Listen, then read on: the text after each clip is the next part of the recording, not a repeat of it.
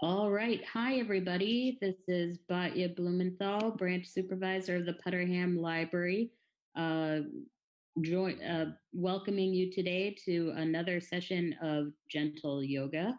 Um, as always, we wanted to thank our friends of the Brookline Library for sponsoring programs like our gentle chair yoga and programs like it. We also wanted to thank Keith for joining us again and who will be leading us through our gentle yoga practice. And we also wanted to acknowledge our community partners, Brookline Interactive Group, for streaming our program uh, live to their Facebook feed, to YouTube, and it will also be live on local cable channels Comcast and RCN Channel 3. So, as always, before we begin, we do have a little bit of a disclaimer. Participation in this online yoga program could result in injury. Not all exercises presented here are suitable for everyone. These exercises are not intended to substitute for proper medical care or advice.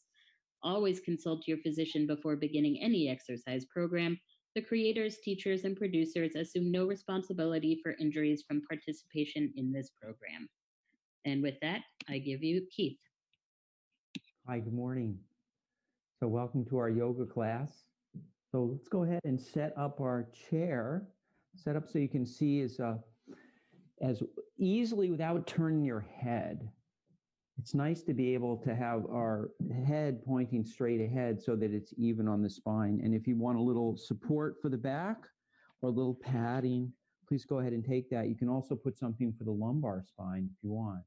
So your choice here, whether or not you're sitting all the way back in the chair like this, or you're forward like this. I'd like to start forward just because in the beginning I feel more energetic, and as the class goes on, I might get a little more tired and I might want some more support for the back. But either way, keep in mind the idea of sitting up tall with good posture. So we're going to start with that. So we call this seated mountain pose, mountain pose. So it's a real foundational pose, no pun intended, in yoga.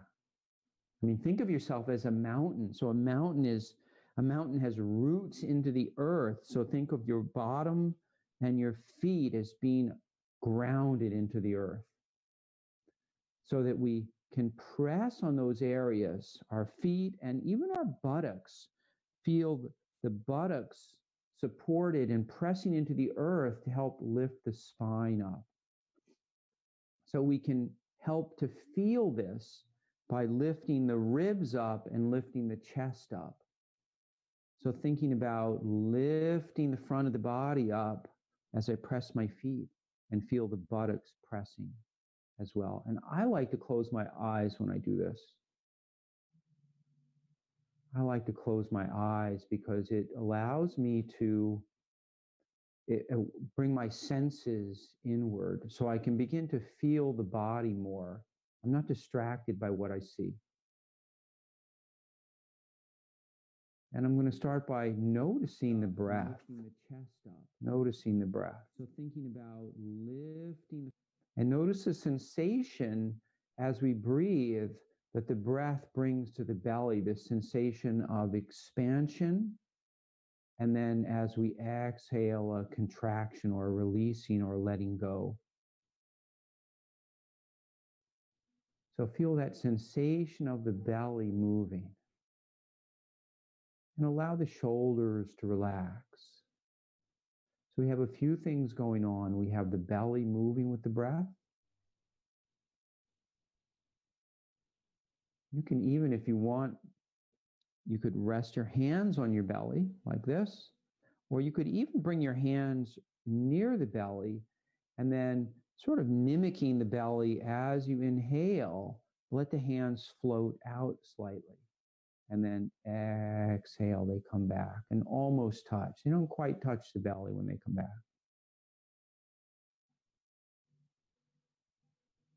So it's like our hands and our forearms are kind of mimicking this balloon of the belly. And all this time, we're still sitting up tall. So my feet still feel like they're supported and grounded in the earth. My buttocks feel like they're grounded in the chair. And try to keep the face pointed straight ahead. So my chin isn't down and it's not up. It's nice and even with the floor. And I'm going to rest my hands and I'm going to roll the shoulders a couple of times and then roll them back the other way. So let's warm up a little bit. Even though it's fairly warm, it's a pretty nice, it's not as warm as it was yesterday, but I think it's supposed to get warmer later. And we'll bring our hands together like this and we'll warm up. One of the ways that we can warm ourselves up, and you could do this, not so important in the summer, in the wintertime, when it's cold, especially in New England where we are, it can be challenging to keep ourselves warm. You know, especially if I've become thinner with age, so it can be challenging. So one of the ways that we can do it was with nice full breaths and getting a little bit of opening in the heart here. So we start to, it's like the lungs are pumping and that helps to pump the blood around the body. And this opening helps to pump the blood around the body. So it helps to bring our energy up, especially if we breathe a little faster. So think about breathing slightly faster. So it's important not to overdo the breath. And of course, this is your practice. So if you're already feeling energetic and you want to slow the breath down, you could do the opposite of that. Resting the hands and just coming back and feeling the belly moving and really concentrating on slowness of the belly. And ultimately in yoga, what this brings us to is an evenness, so that if I'm feeling sluggish and I want to raise my metabolism up and I do a little more deep breathing, a little faster breathing, then I'm coming back up to more of a normal. And if I'm the opposite, if I'm already highly energetic and I want to relax the body, I take slower breaths. And that brings us back to sort of that a neutral position. So we have to actually look carefully at ourselves and decide, well, do I need more energy or do I need less energy? So please decide that and then go ahead and stick with whichever one you want for just a few more breaths. Just a few more breaths. And remember, if you're doing the more energetic version to get yourself more energy, give yourself a little hug like this. And that's a nice way to kind of soften that energy a little bit. Kind of slow it down a little hug. And sighing is always good. And that's good whether or not you're relaxing your breath or bringing your breath up. And we'll go ahead now, bring the hand right to the center. And we're going to start with 3 ohms. I'm going to ring our bowl. And so remember, the ohm sound is ah. So think about the shape of the mouth. Ah. Like you go to the doctor, they want to look in your throat, they say open wide, say ah. Please do that the next time they ask that. Yeah, give a little see what they say. And then the second part is the oh. So notice the shape of the mouth is more of a really is an O shape. And the final one, we close the mouth softly. So the lips come together.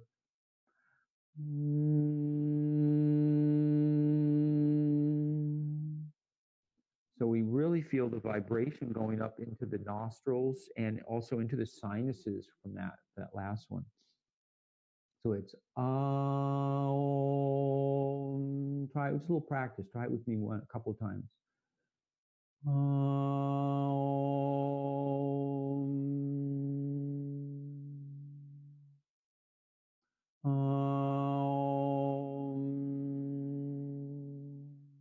remember, shape of the mouth.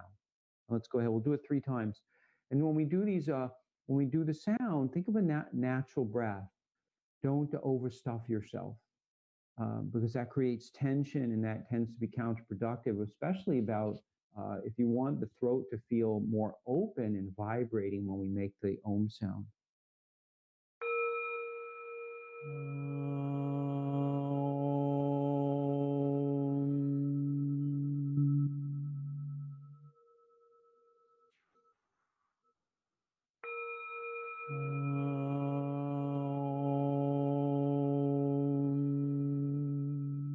Shoulders are relaxed, face is soft.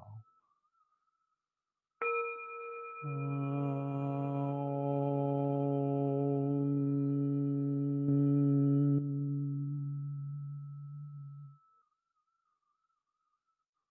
then go ahead and sit up nice and tall in mountain pose, and keeping the spine long and the throat soft, right where the Adam's apple is. Think about the front of the throat soft.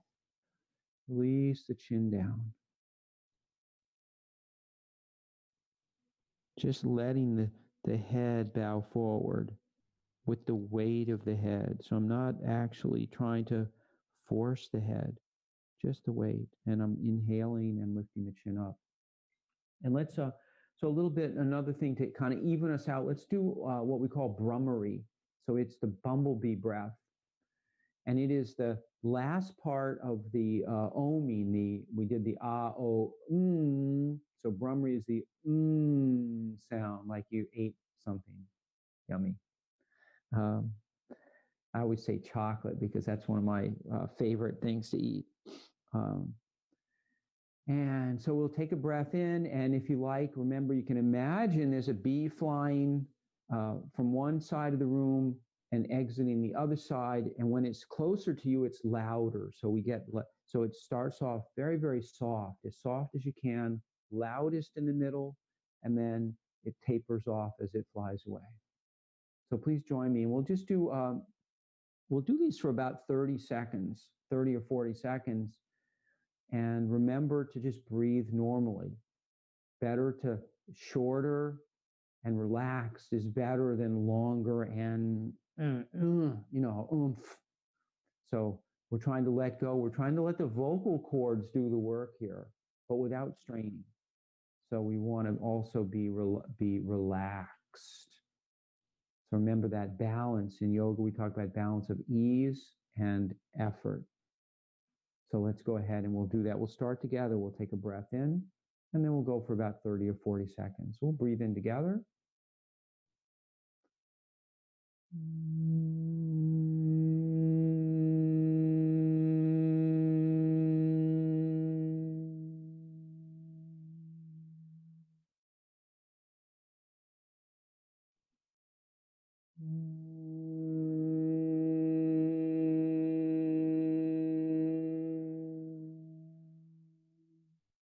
Allow yourself to relax.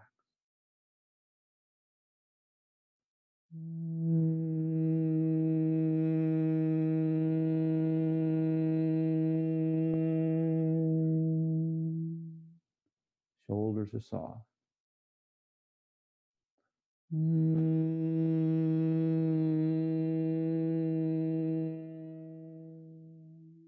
last one.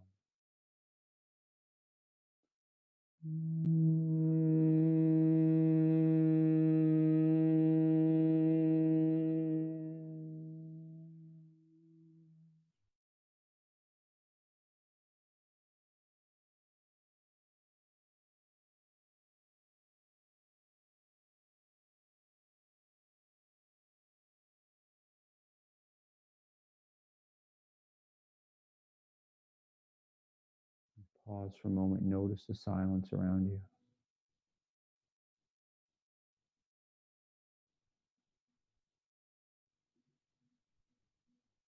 If you want, you can open your eyes. We're going to add some movement with the breath now. So it's definitely gotten to be summery. So a little water. I try not to drink too much water during yoga class. We don't want to cool the body too much unless you're really overheated. it's nice to, during a yoga class, we have a tendency in the beginning to get a little bit warmer. And then at the end, as we finish, we tend to cool down, which is why we sometimes need a blanket to cover ourselves up with at the end. Our temperature drops. So if we use too much water during the class, then you may start to extinguish some of that energy. So sipping is good. Sipping is good, unless you're really thirsty. And of course, if you know that you're dehydrated, and it's important this time of year, sometimes I'll forget to actually drink, and I'll notice after a couple hours that I haven't really drank anything, and sometimes I get a little bit I don't feel quite right. So having some water regularly can be helpful. So we'll go ahead and bring our hands together, and we're going to add some breath, inhaling. And as we inhale, we lift the arms up. So we're going to make some arm circles here. Inhaling up and exhaling down. And I'm going to turn sideways so you can see. Notice that as I lift up, my chest is coming forward. So there's a lifting here where the sternum is, right where the heart is. And the shoulder blades are coming together. With some ease, though, with some ease. So I'm not forcing anything to move here. And that might mean that your circles are smaller. The important thing is to be coming up and breathing in.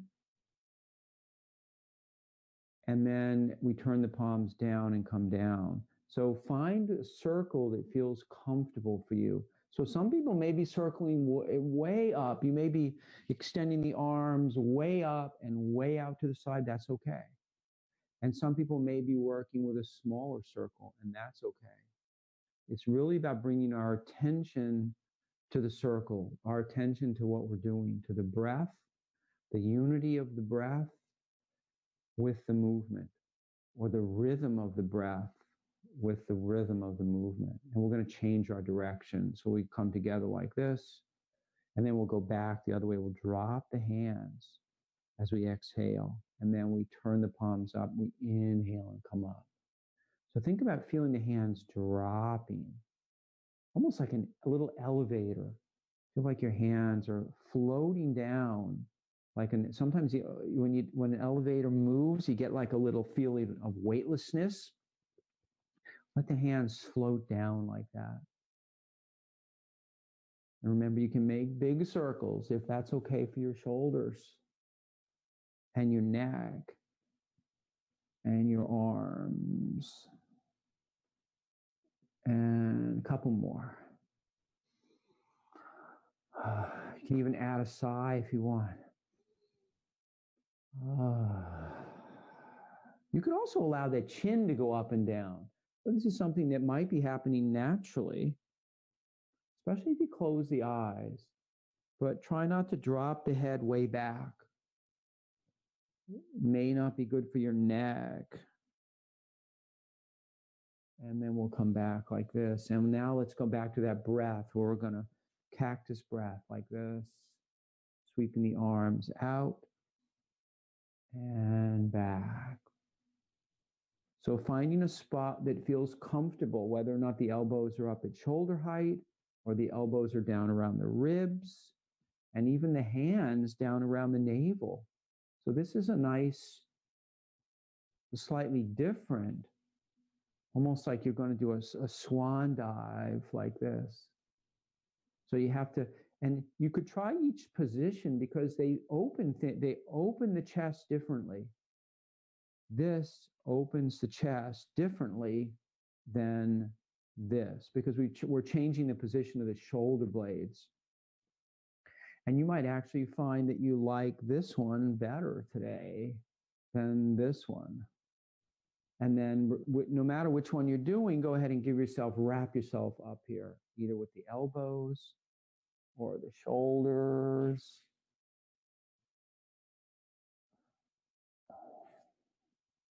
And a couple more. And we're going to start we're going to bend the spine in 6 ways. We've done this before, So this is a really good practice to do if you can do it every day for just a couple of minutes. Remember, always doing it without straining. So we're going to start in our seated mountain pose.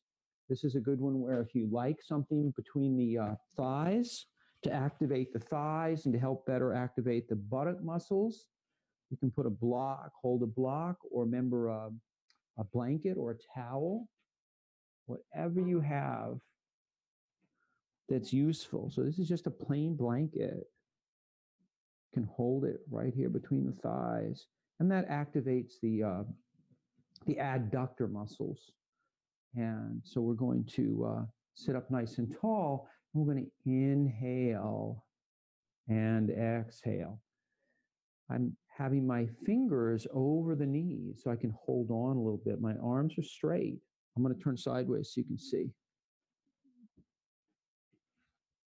My arms are straight and I'm lifting my heart, and my chin lifts up a little bit. And then I'm moving my heart back. So notice my shoulder blades round a little. And you'll feel your pelvis, the pelvis is rocking back and forth. So if you can't feel that, try bringing your hands right to the front hip bones right here. Find your front hip bones. So if you follow the thighs up where it meets the torso, you'll find a bony protuberance here, front hip bones. And these are rocking back and forth. And I'm only rocking so much. So if you rock back too far, you may start to get too much compression. The vertebrae open up in the back here and they compress in the front. And we want to try to avoid that. You're going to get to a point where you may get some discomfort. And so don't go there. So wherever you start to feel anything that doesn't feel right, then that's far enough. So we're rocking back and forth, thinking about moving the heart. Think about moving your heart. You could even, if you wanted, put your hand on your heart and see if you can feel the chest moving forward and back. And you might notice as the chest comes forward, the plane of it lifts up a little bit. So it's a little bit more vertical here, neutral position. But when it comes forward, it starts to lift up like this. So I feel my hand lift up a little. And when I go back, I feel it go down. And when I'm in the middle, it's nice and vertical. So that's flexion and extension of the spine, forward and back is what that is. So this is our extension when we lift up, and this is our flexion. So that's number 1 and number 2 of the 6. And then we're going to do a lateral extension. So we're going to bring our hands up to the shoulders like this. And then we'll lift the elbow up and then do the other side. So we're going to start like this. Make sure the feet are supporting you well. And that might mean because we're leaning to the side, you might want to spread the feet a little further apart so that as you lean over, you have more support. It'll be harder if your feet are together. You'll start to want to fall out of the chair. So we want to avoid that. And if you were using something between the legs, you can continue to use that. You may need to adjust if you have the legs further apart.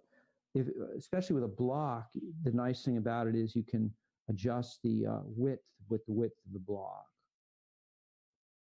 You can also extend the arms if you want. So if your shoulders allow this, feel free to go ahead and extend the arm as you lean over. It's almost like the arm is coming alongside the ear, like I'm reaching up to pick something.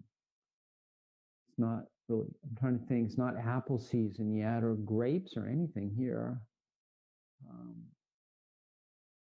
But we're going to go back and forth and feel the ribs on that long side. So as I lean over, my ribs are opening, my armpits opening. And see if you can keep the buttocks in the chair. It's going to want to lift up out of the chair. Think about pressing the buttock down into the chair. And also when you reach up, sometimes there's a tendency to turn forward like this. See if you can avoid that. You might even give a little turn so that as you lean to the side, that top elbow goes back slightly, just to keep from coming forward. And this is going to keep us more in a neutral position. And then try this. Go ahead and bring the hands up like this. So this is like a seated goddess pose or seated cactus pose. If anybody's done goddess, we'll do goddess with the arms out like in a cactus position. I'm going to lean from side to side.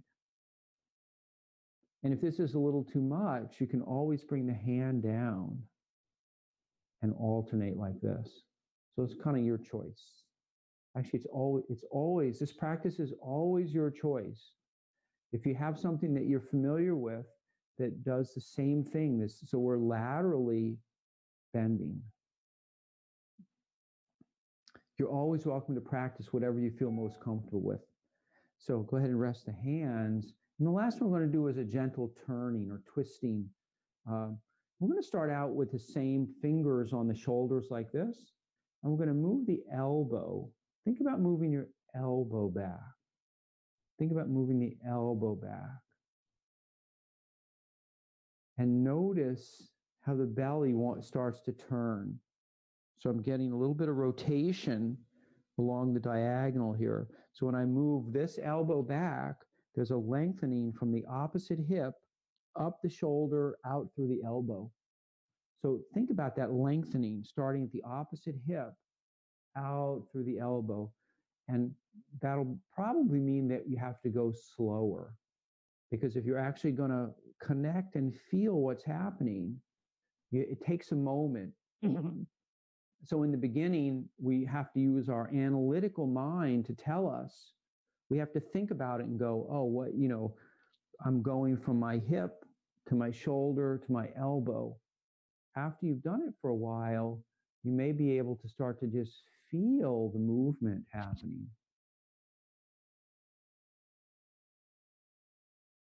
And then it's becoming we're using a different part of the brain for that, more creative part. You could even imagine there's like a rubber band stretching from the hip up to the elbow on one side and then on the other side.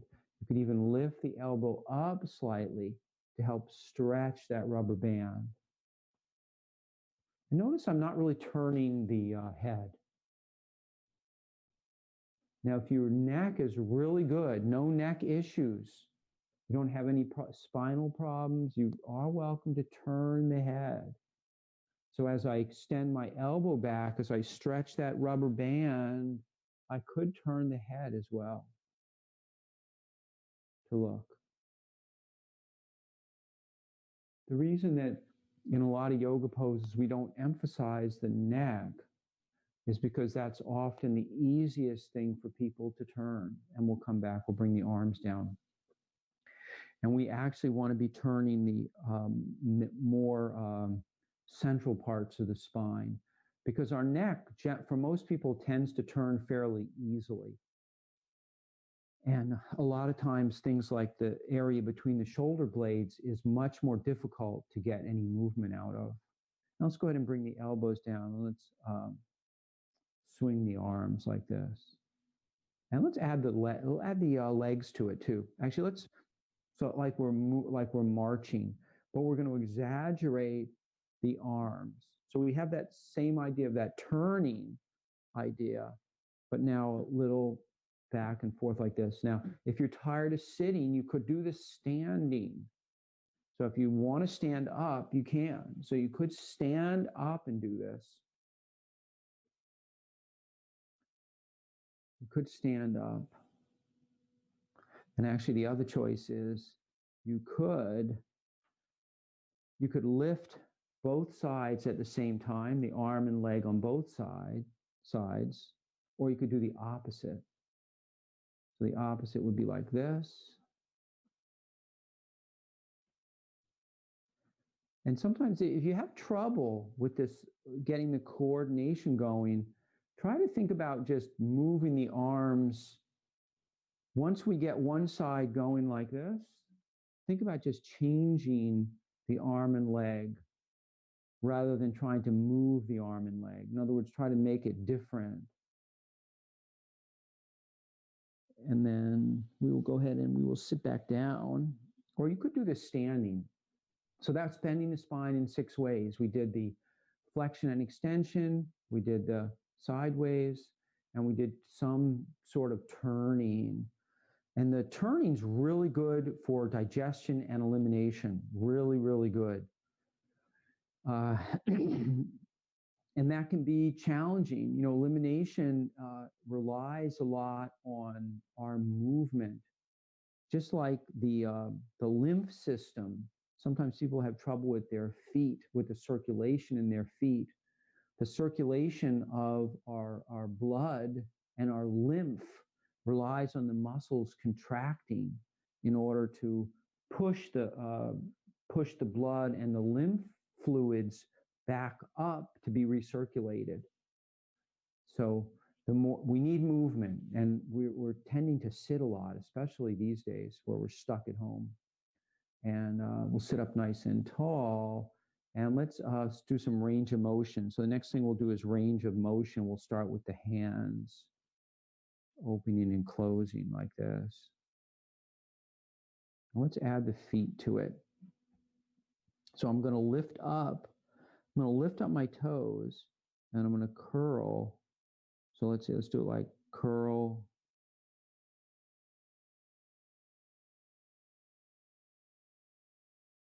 curl, and flex. And so rest the hands for a moment. So this is flexing our feet like this. We're flexing the toes up, and then we're going to curl them under. Being mindful not to overdo it. So if we do these, if you're not used to doing these exercises, it can cause cramping in your feet. So better to do small movements. Maybe the feet just do a little bit, and see if you can add the hands to it. So they're working together. They're going in the same direction, and they're coming back in the same direction. Now the hands are moving more because my toes just don't move as much. And sometimes they get a little bit, they don't do what I want them to do. And that's it takes practice. It takes a lot of practice. And let's rest, and let's rock the feet. So we're going to rock the feet and come up on the toes. And you may get a little crunching in the feet or the ankles from this. So this rocking is very good for the muscles along the tibia and the calf muscle in the back. So balance is very dependent on the muscles in our feet and our lower legs. I mean, it matters in other places too, but if we don't have enough flexibility and strength in the lower part of the legs, balancing is hard. So anything you can do to sort of stimulate. So even, let's try this. Bring the feet a little closer now, and then lift up like this. And notice how we get a nice bending of the toes. I'll turn sideways so you can see. So you could also do this standing. If you wanted to stand up, you could come up on the balls of the feet, lifting the heels up. So notice how we get a nice bending of the toes, the flexing of the toes. So same thing if you're doing it standing.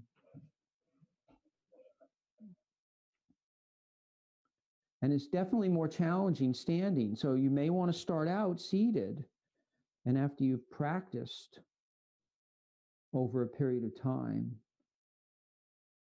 you can go to more doing it standing.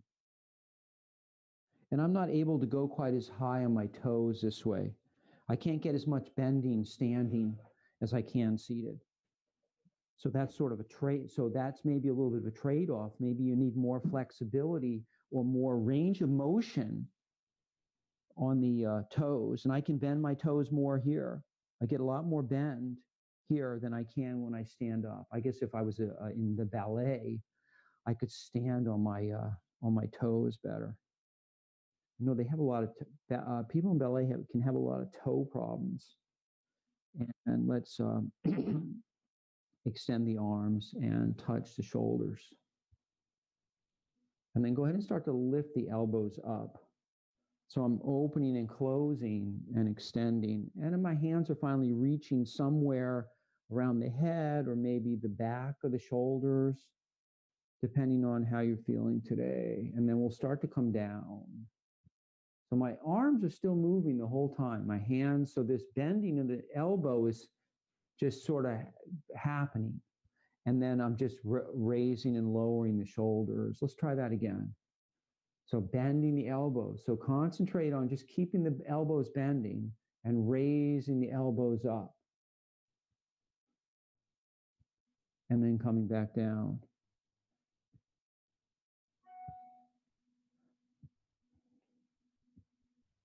And then we'll rest. We'll roll the shoulders. And then back the other way. Now let's do the knees now. So if you want a big challenge, you could do this away from the back of the chair. It's very hard though, because once we take one foot away, and also when we're back in the chair actually supports the under part of the thigh here. So it gives us a little bit more support underneath this whole, the whole pelvic area and the backs of the legs, making it easier to lift the leg up and still extend the spine. So if you find that if you are forward and you're collapsing, then you want to scoot back some. And then I'm going to swing the foot like this, making sure it goes forward and back. And I'm going to add the other arm. Add the other arm. I should just add the elbow like this. Since we just have the knee going, let's have the elbow going. Imagine there's a string attached. So when they come up, the string, so the length of the string doesn't change. And then when they come down, now let's switch sides. So lift the other side up. So I'm only engaging to lift the knee up. So the foot's hanging to begin. And that's going to actually activate all the muscles along here in order to lift the knee. So my knee is just lifted enough to lift the foot. And then I'm going to add the elbow on the other side.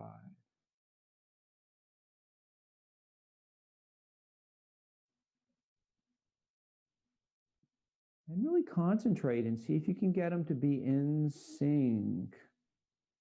It can be challenging.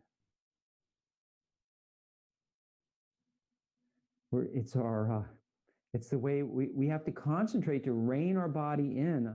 You know, our body, unless, I don't know how many people do this regularly, probably not very many. These movements are something we can teach our body, but it takes practice. And we'll sit up nice and tall, and we're going to do leg lifting. So we're going to lift up and down. Let's start out with a few leg lifts. Keeping the leg nice and straight. Notice the toes are pointing straight up. Don't allow the foot to roll in or out. I'm going back and forth here. And for now, I've just got my hands resting on the thighs. And let's go ahead and lift up the left foot and point and flex.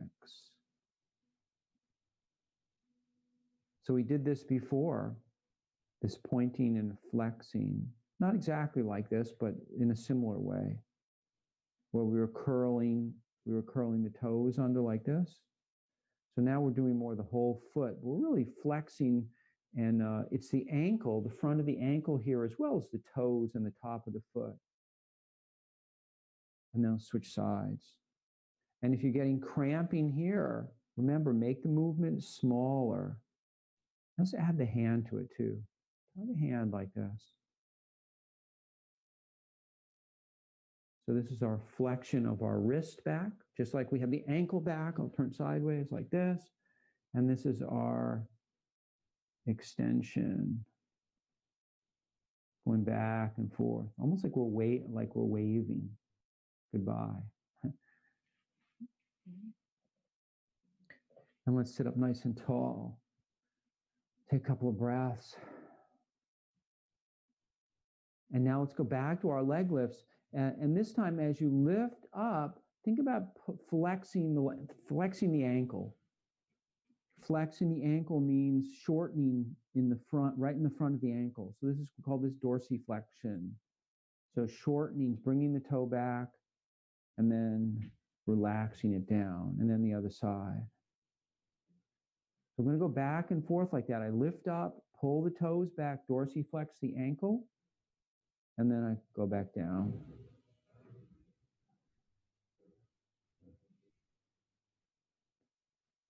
This is a good exercise because we have a tendency as we age to lose the dorsiflexion in the ankle. It doesn't actually bend as much. If you see people who are younger, usually if you look at where the ankle bends, this bone in the front can get closer to the foot. So with this exercise right here, it's a nice way to build strength in the quadriceps, stretch the hamstrings, and also work on your dorsiflexion of your ankle. And if we're climbing stairs, things like that, it's very important to be able to dorsiflex the ankle.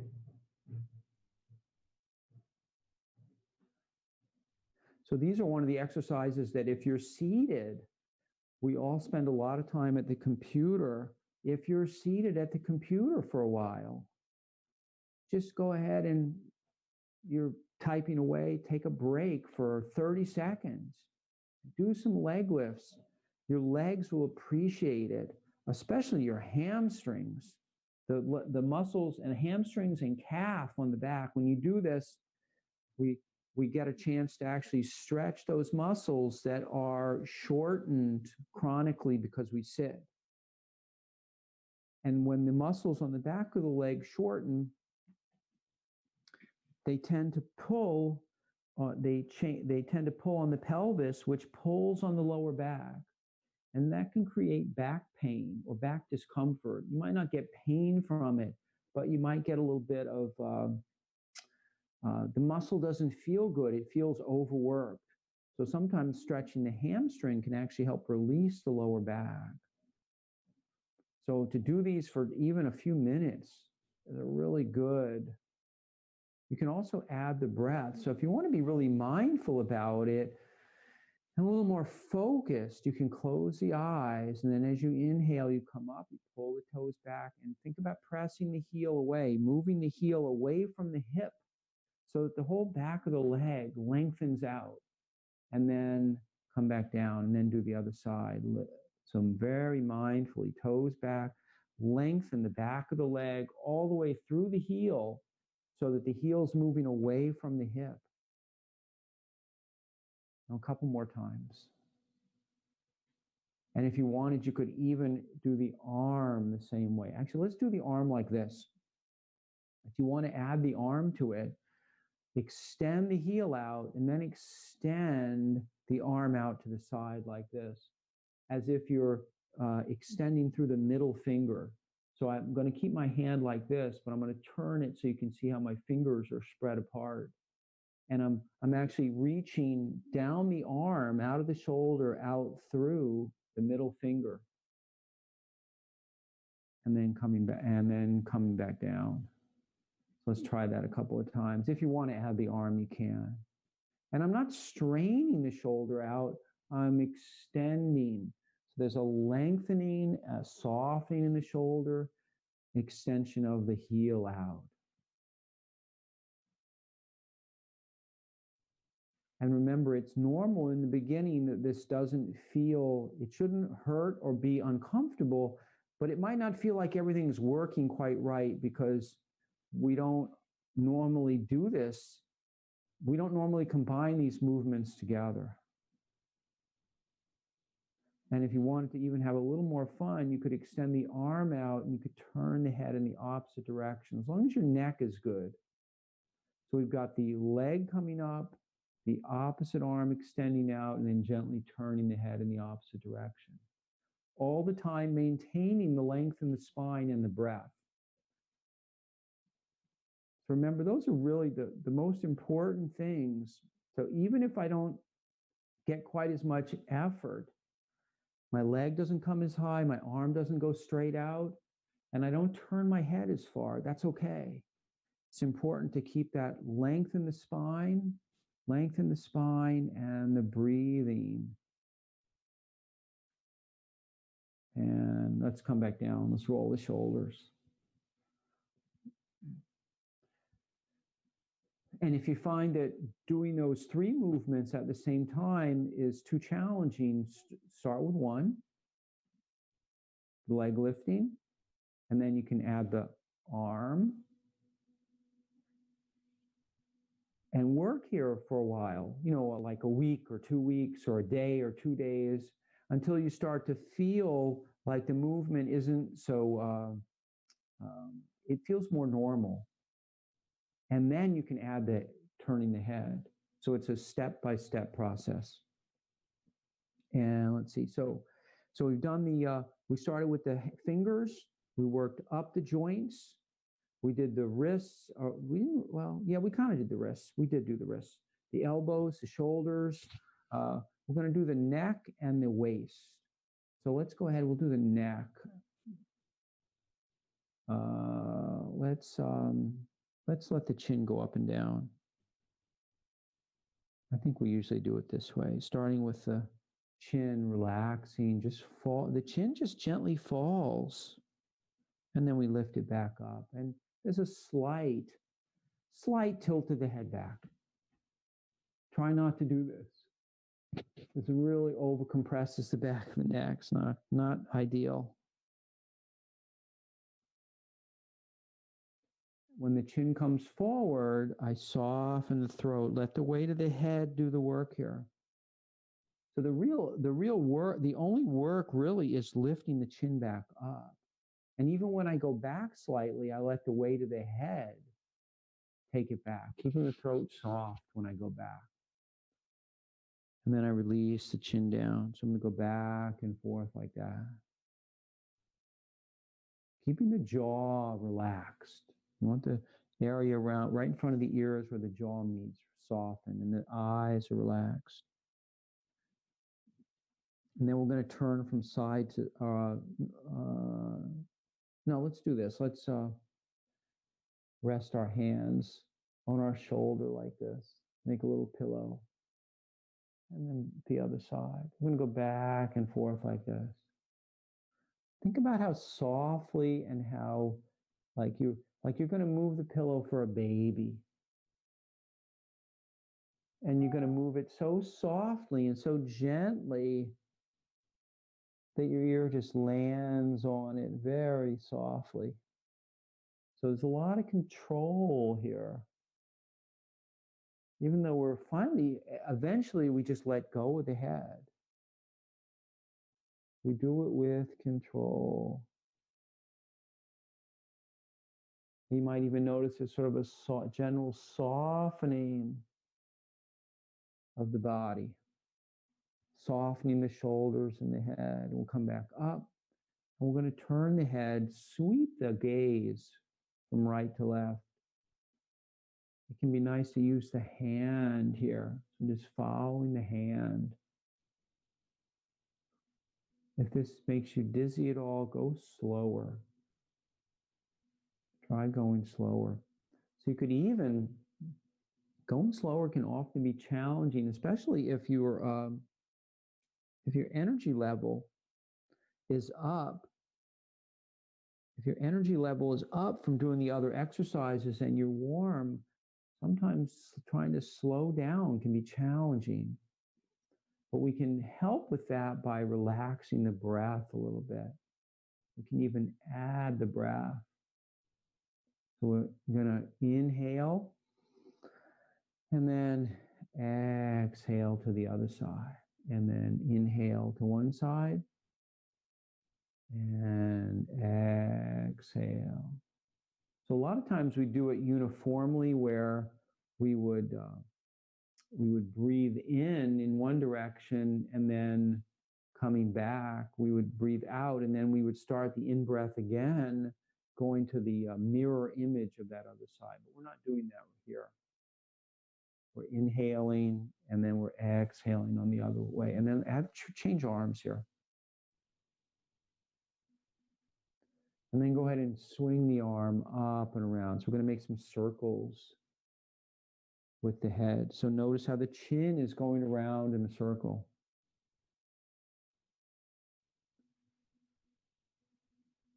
So remember here, if you're going in a clockwise or counterclockwise direction, because we're going to switch to the other hand and we're going to go in the opposite direction. So please change arms and circle your hand in the opposite direction of what you're doing before, so your head is following.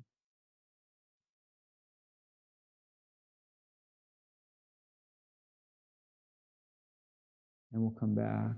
Now let's roll the shoulders and then slide forward. And then we're going to circle. So we're going to stand up in a minute. So if you'd like to, you can stand up now and circle the hips. You might want to try circling in the chair for a moment, though, if you're going to stand up. See what it feels like. And then try standing up and circling the hips. I mean, it doesn't feel exactly the same, but the idea is similar. The idea is similar. And then whenever you're ready, you can change directions. You can also experiment with how wide the feet are apart. And so if you're standing, you could even sit back down and see what it feels like seated.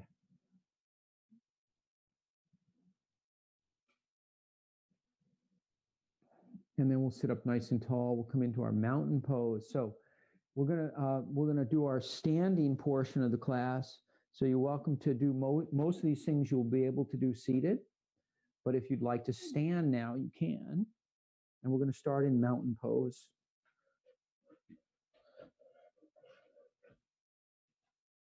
So I like to teach mountain pose in every class because it's really considered a foundational pose, because it's the way that we learn to extend the spine. And whether or not we're seated or we're extending the spine standing, a lot of the feeling and the mechanisms are similar. So we'll stand and go ahead and lift and spread the toes here. Go ahead and lift and spread your toes. So remember, you could do this seated too. And then bring your attention down to the bottoms of the feet, the soles of the feet, and feel the heels of the feet. So we bring our attention all the way to the back edge of the heel, right back here to the heel.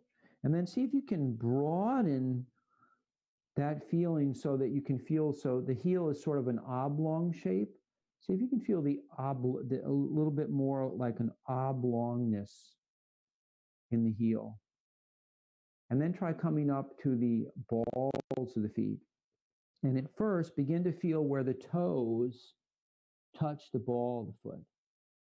So that's right here, right beneath the toes. And then see if you can let that feeling move back. The balls of the feet are, they're probably a couple inches wide from where the toes connect back towards the heel. So see if you can feel that broadening of the balls of the feet. And also feel the broadening of the heels at the same time. So now we're feeling the balls of the feet. We're feeling the heels of the feet supporting the feet. And then think about extending the spine up as you feel the bottoms of the feet. So extending the spine upwards. And we can do that by lifting the ribs, lifting the heart. You can even tap on the ribs. You can even take your fingers and lift your ribs. Just give them a little poke up. And the belly might want to stick out. So you may need to give a little bit of contraction to the abdomen, so that if I relax, my belly kind of sticks out like this. So I contract it slightly. And what happens is that helps actually support the lower back, and also my tailbone tucks slightly and my buttocks are contracting. So we're using the buttocks and the abdomen especially to help stabilize the pelvis in a neutral position. and standing up nice and tall. So now add that. So feel the bottoms of the feet, bend the knees slightly so they go straight ahead. So make sure they only go straight. Don't let them go out to the side. This is actually a good place where if you do have a block or something to put between the legs, it can be handy. So having to give a little squeeze keeps my knees right on track. And then I'm going to straighten and bend slightly, just a little bit of bend. Press the feet, bend the knees slightly, straighten, pressing the thighs back. And when we press the thighs back, the quadriceps contract. They actually lift the kneecaps up. You can't see it underneath your clothes. But as you contract these guys in the front, you can even poke at them. Make sure they're alive when you're doing this. So they're firm here, and the buttocks are moving together slightly. So the buttocks are moving in, kneecaps are lifting up from the fronts of the thighs, lifting the ribs, moving the shoulders back and extending the arms down. So do that a few times. So starting at the bottoms of the feet, feeling the balls and heels, extending the legs, pressing the feet down, belly is supporting, ribs are lifting, shoulders are moving up and back and down, arms are shooting down, fingers go down like arrows towards the floor. And the back of the neck is long. So the chin may come down slightly here, but try not to drop it and try not to let it lift up. And keeping the eyes and the face soft and breathing. So please don't sacrifice the breath for mountain pose. We don't sacrifice the breath for any poses really in yoga. And we're going to start with, we'll do some balancing poses. Actually, let's do this first. We'll come to the back of our chair, or if you're doing it in a chair, you can sit towards the edge of the chair so that you can step the foot back like this. So remember before we were putting the ball of the foot down? Same idea here, where the ball of the foot and the toes are bending. As I step back and then I'm extending the leg, I'm pressing the heel away. So the leg extends and this area in the front opens. So please continue with that. And I'm going to show it in the chair. And as you breathe in and as you step the leg back, stand up tall and see if you can lift the chest. So same thing here, I'm stepping back and I'm lifting. And if you're in the chair, one of the things that you could do is use the chair for support with your hands and start to lift. So notice I'm not lifting out of the chair, but I'm helping to lift my spine up with my fingers and my arms to lift me up. So I'd be going back and lift. And you could do the same thing standing with the chair, actually, without leaning so much on the chair, but the fingertips on the chair, and then lift up. You might notice there's a slight bend in that opposite leg as I come down. So I can step forward and back and lift. Forward, back and lift. And try to look straight ahead if you can. I'm just turning my head so I can look towards the computer. So I'm stepping and lifting, and then we'll change legs. So you'll be feeling a contraction in the gluteal muscles. So go ahead, step back. So the first one, my toes are down and my heel extends and I'm opening the front. So this front part right here is opening. I'll turn a little bit sideways so you can see like this. And I'm having my fingers on the chair to help lift me up.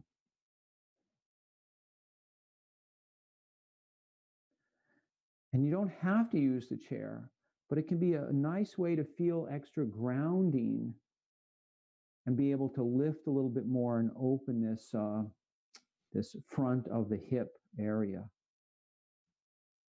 And we'll come back. So we're going to do crane pose next into tree pose. So crane pose is that balancing pose We'll start in mountain pose. So go ahead and make sure you've got your mountain ready. And then with crane pose, we lift the knee up. We'll do that a couple of times. Get the feeling of unweighting one foot and putting it on the other. Now, if you're in the chair, you can do the same thing. Just lift the knee up. And if you're in the chair, think about the feeling of the weight in the buttocks and the feet. And we want to be lifting the heart up. So just like when we were lifting before, when we were stepping back and lifting, think about lifting up, lifting the heart up. Oh, and let's change legs. We're lifting. Think about lifting the heart up. Lifting the heart up. And now we're going to lift up and we'll turn the leg out and rest the foot on the inside of the thigh. So try to find a comfortable tree pose. So it's very important to be comfortable, and you can add the arms if you want. You can even, if you need to, you can touch the chair or not. You can even add the arms and they can come overhead if your balance is good. And remember, finding a point of concentration, a drishti point, looking in the distance at something that will not move, can sometimes keep the mind focused, which keeps the balance focused, and you come down whenever you want. So remember, you can always come down during the pose and come back up. So let's do the other side. So we'll lift up one foot. Do that a couple of times just to warm up. Feel the weight shifting into the standing leg. This is our crane pose, and then we'll turn a crane into a tree. Or say the crane flies into the tree. Not into the tree, flies and sets on the tree. We don't want any injured cranes. And then you can add your arms if you like. Find that drishti point. Remember to breathe. If you can, smile. The tree pose is such a beautiful, trees are beautiful. Trees are beautiful living things.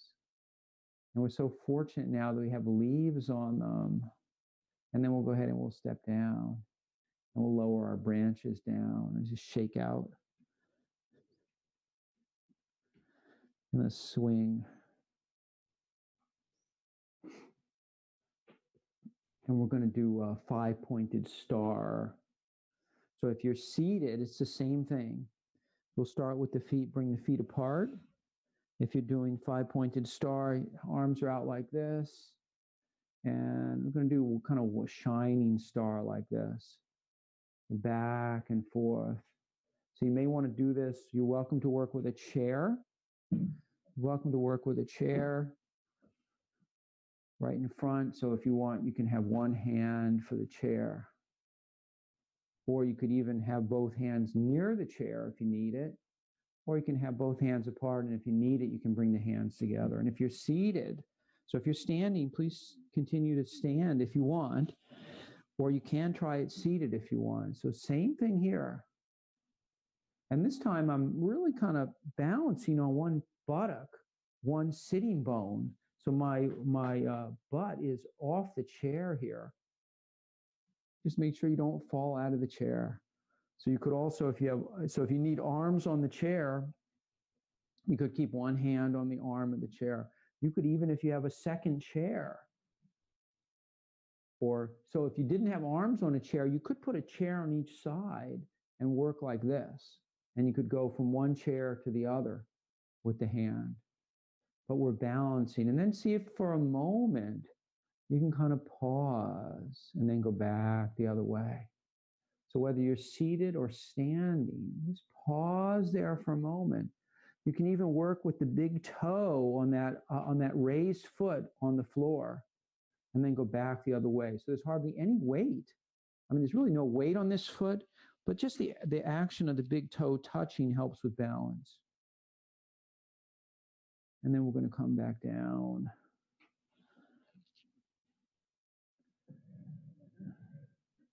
And we're going to start to warm down now.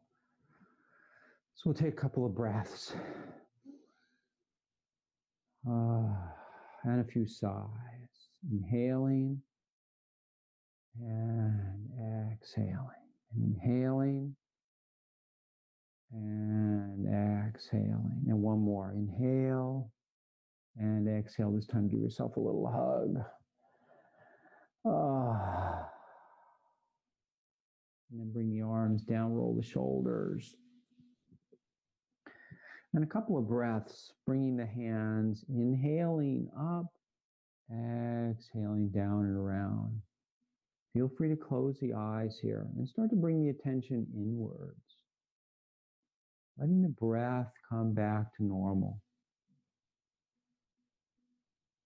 Lifting the heart, letting the breath come back to normal. So it's very calm breathing here, and then we'll go back the other way.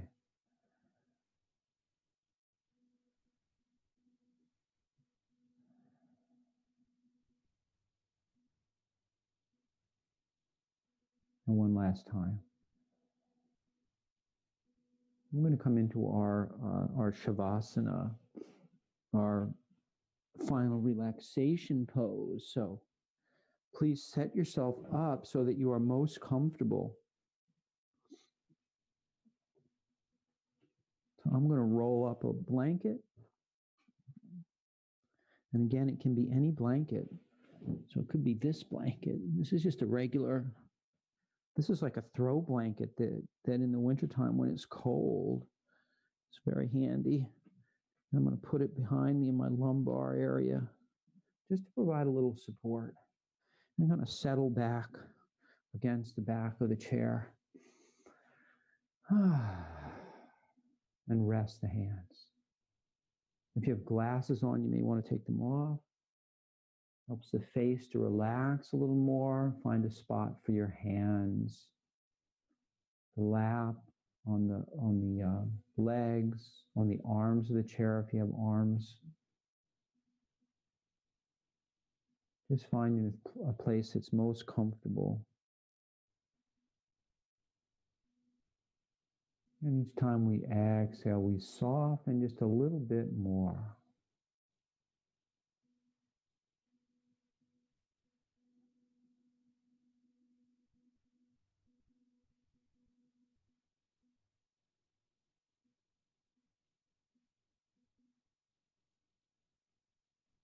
Allowing the face and the eyes to relax.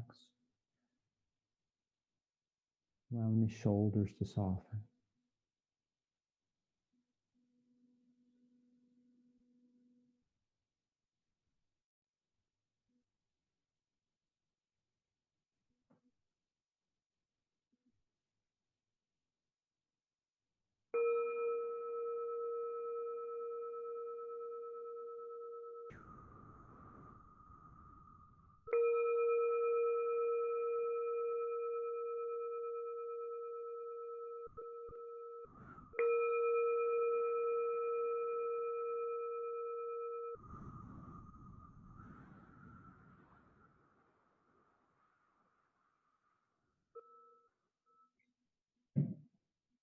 Namaste.